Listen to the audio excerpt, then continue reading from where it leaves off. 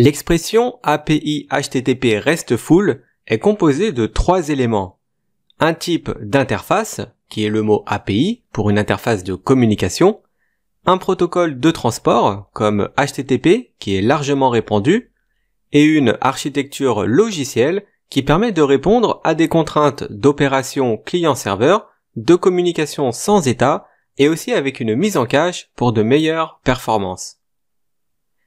On va maintenant passer aux variables simples. L'objectif d'une variable est de recueillir les données que le programme devra traiter pour faire son travail. Les programmes traitent les données en effectuant des comparaisons, en prenant des décisions, en créant de nouvelles variables et en exécutant des formules mathématiques pour analyser les données. Toute cette logique utilise des variables. Le programme peut traiter des données à l'aide de logique. Par exemple, on pourrait dire que si une interface d'un routeur possède comme configuration un mode switch-port auto dynamique, alors il faudrait s'assurer que l'interface en question fonctionne bien comme un trunk plutôt qu'en mode accès. En programmation, une variable est un nom ou une étiquette qui possède une valeur. Pour avoir une idée générale de la programmation des variables, on peut les comparer à des équations d'algèbre qu'on avait à l'école. Voici un exemple qui montre plusieurs types de variables d'un programme Python. Alors Python est le langage le plus populaire aujourd'hui pour écrire des applications d'automatisation de réseau. S'il y a bien un langage à s'intéresser pour le réseau, c'est le Python. Le petit programme qu'on voit commence par un commentaire placé entre de triples guillemets. Ensuite, nous avons 4 variables qui sont affectées par des valeurs différentes. La valeur print permettra d'afficher comme résultat le produit est -6.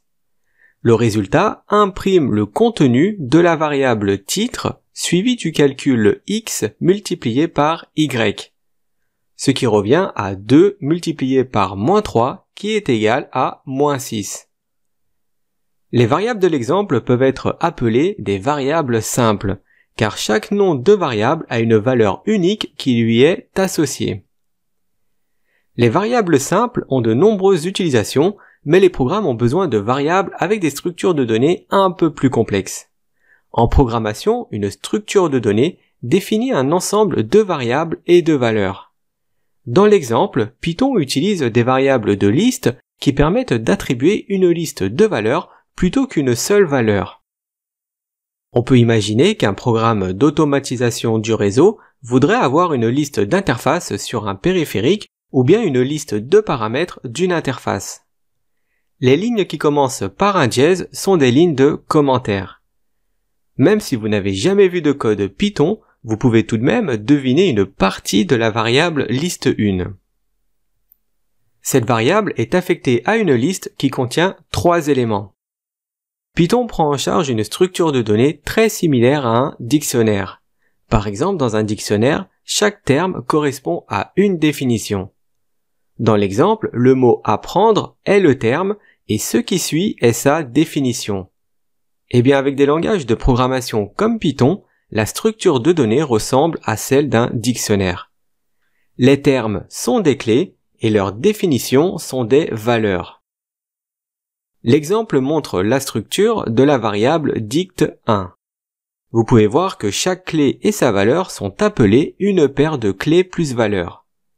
Les structures de données peuvent devenir encore plus complexes, mais pour l'instant, le principal est de savoir que les programmes utilisent des variables simples et aussi des variables de dictionnaire.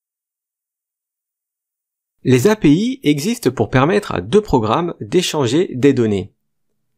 Les créateurs d'API basés sur REST choisissent souvent le protocole HTTP parce qu'il utilise les mêmes principes que REST. C'est-à-dire qu'il fonctionne aussi avec un modèle client-serveur, un modèle sans état et aussi un modèle permettant de mettre en cache les objets.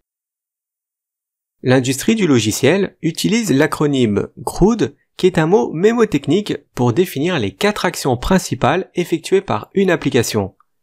Le C pour create, le R pour read, le U pour update et le D pour delete. L'action de création permet au client de créer de nouvelles instances de variables et de structures de données sur le serveur. L'action de lecture permet au client de récupérer la valeur des variables qui existent sur le serveur. L'action de mise à jour permet au client de mettre à jour la valeur des variables qui existent sur le serveur. Et l'action de supprimer lui permet de supprimer du serveur différentes instances de variables de données.